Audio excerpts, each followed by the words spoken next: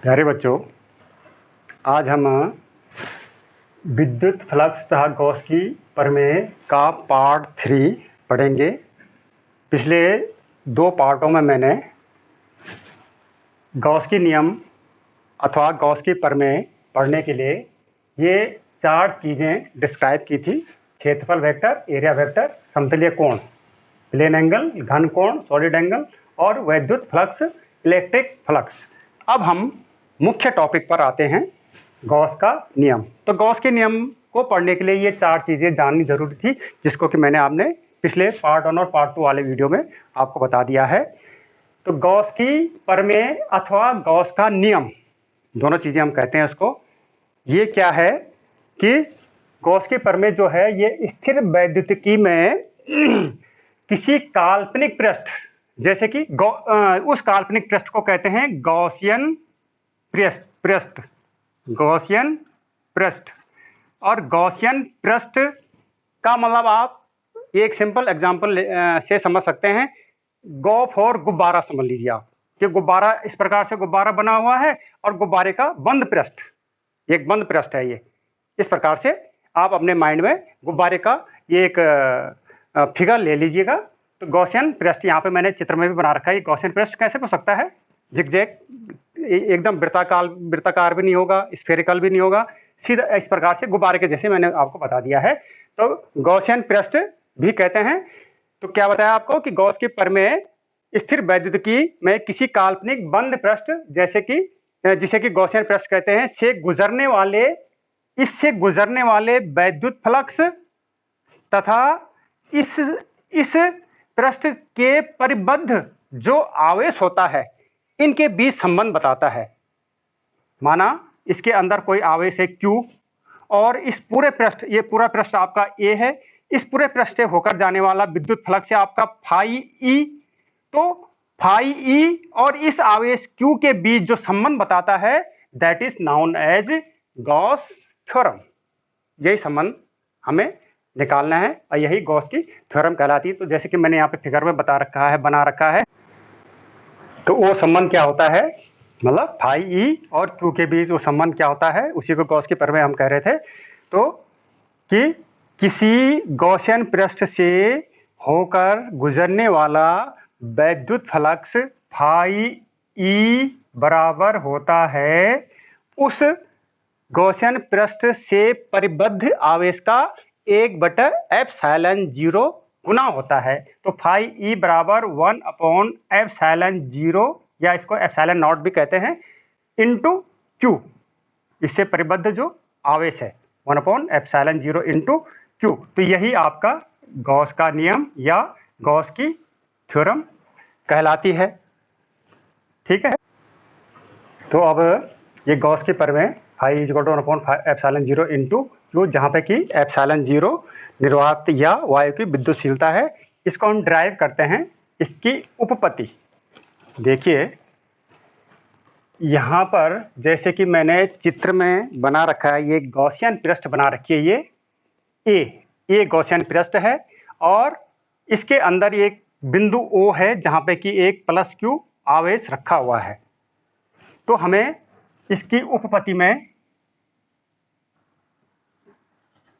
Derivation में क्या करना है कि इस आवेश के द्वारा इस क्षेत्रफल गॉसियन पृष्ठ A से गुजरने वाला विद्युत फ्लक्स का मान निकालना है। और वो विद्युत फ्लक्स का मान ठीक उतना ही आ जाएगा जो कि हमारा गॉस की प्रमेय की परिभाषा आई थी, phi E is equal to Q/ε0 या 1/ε0 इंटू Q। तो इसके लिए हम क्या करते हैं कि इस गॉसियन पृष्ठ, गुब्बारा आप अपने माइंड में बना लीजिए उसका फिगर। ये गॉसियन पृष्ठ बंद पृष्ठ है। इसके एक बिंदु O पर एक +Q आवेश ले लेते हैं और इस पर एक छोटा सा पृष्ठ DA, एक छोटा सा पृष्ठ इसका DA ले लेते हैं और उस DA को डी ए वेक्टर से प्रदर्शित किया जा सकता है, जिसका कि परिमाण तो डी ए के बराबर होगा, इस क्षेत्रफल के बराबर होगा, इस छोटे से अवयव के क्षेत्रफल के बराबर होगा, और उसकी दिशा इस एन वेक्टर की दिशा में होगा, जिसको हम डी ए वेक्टर से प्रदर्शित कर सकते हैं। ये मैंने आपको पहले बताया था यहाँ पर कि क्योंकि इस पर खींचा गया लंब है ये, तो इसी लंब की दिशा में ये डी ए वेक्टर होता है। अब ओ से इस पी बिंदु, जो हमने डी ए अवयव लिया, यहाँ पर एक बिंदु पी है, इसको मिलाने वाली जो रेखा है, इसकी दिशा में ई वेक्टर वैद्युत क्षेत्र है यहाँ पे ओ के द्वारा पी बिंदु पर वैद्युत क्षेत्र, जिसकी दिशा इधर के लिए है। और इस ई वेक्टर और डी ए वेक्टर के बीच कोण कितना बन रहा है? थीटा कोण बन रहा है।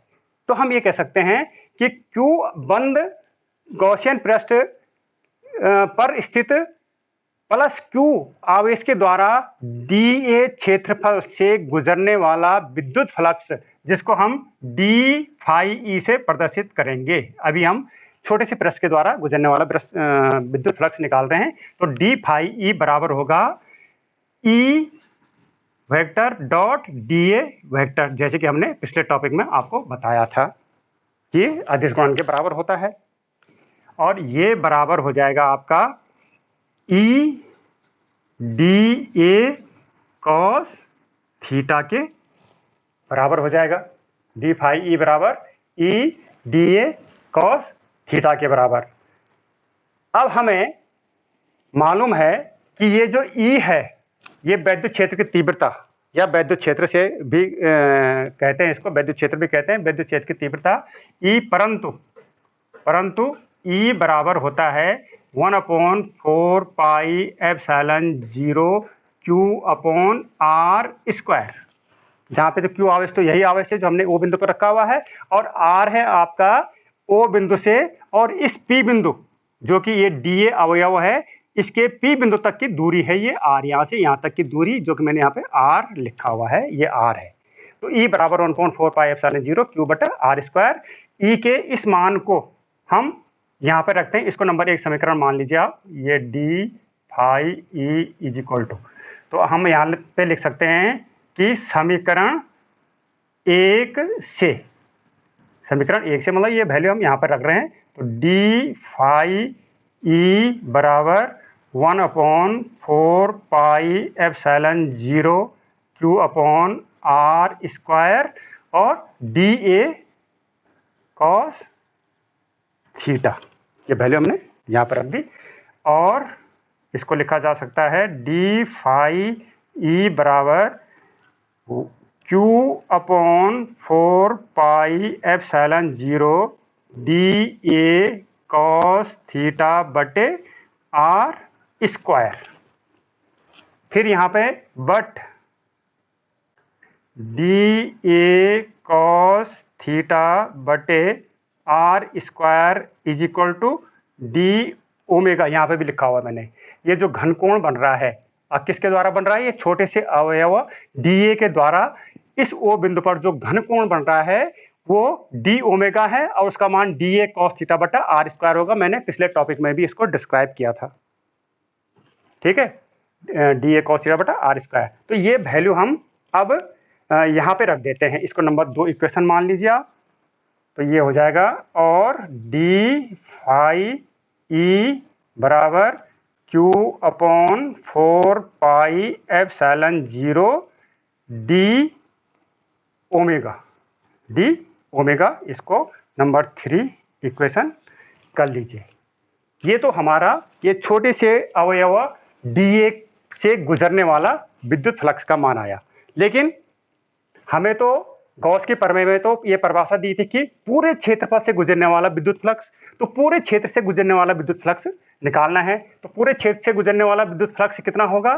क्या बताया था? पहले भी बताया था कि हम ये जो छोटे छोटे विद्युत फ्लक्स का मान आ रहा है हमारे पास, छोटे छोटे अवयवों के द्वारा गुजरने वाला विद्युत फ्लक्स आ रहा है, इसका हम समाकलन कर देंगे तो वो पूरे पृष्ठ द्वारा गुजरने वाला विद्युत फ्लक्स आ जाएगा, वही आपकी गॉस की प्रमेय होगी। तो हम लिखेंगे गॉसियन पृष्ठ,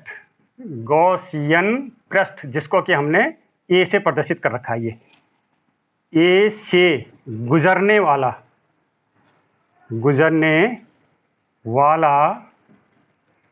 विद्युत फ्लक्स, जिसको कि हम अब सीधे फाई ई से प्रदर्शित करेंगे।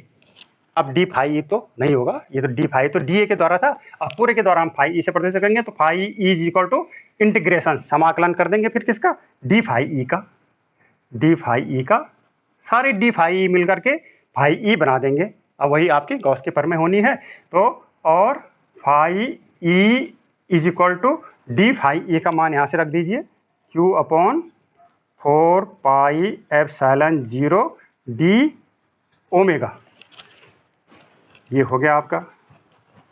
और हम इसको अब आगे सॉल्व करते हैं। और फाई ई बराबर यहाँ पे फिर क्यू अपॉन 4 पाई एप्सिलॉन 0 क्या है, कांस्टेंट है, इसकी वैल्यू तो चेंज हो नहीं सकती है।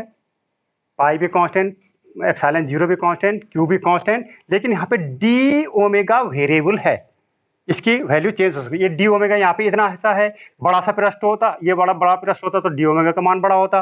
तो डी ओमेगा बहुत सारे डी ओमेगा मिलेंगे तो क्या बन जाएगा, ओमेगा।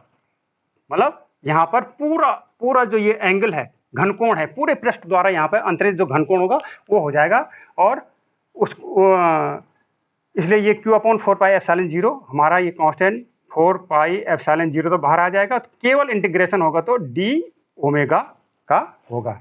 और फाई ई बराबर क्यू अपॉन 4 पाई एप्सिलॉन 0 और इंटीग्रेशन ऑफ डी ओमेगा, सारे छोटे छोटे घनकोण मिलेंगे तो पूरे पृष्ठ द्वारा केंद्र पर बनाया हुआ कोण हो जाएगा। और वो कोण कितना हो जाएगा, वो सारा कोण कितना होता है, 4 पाई।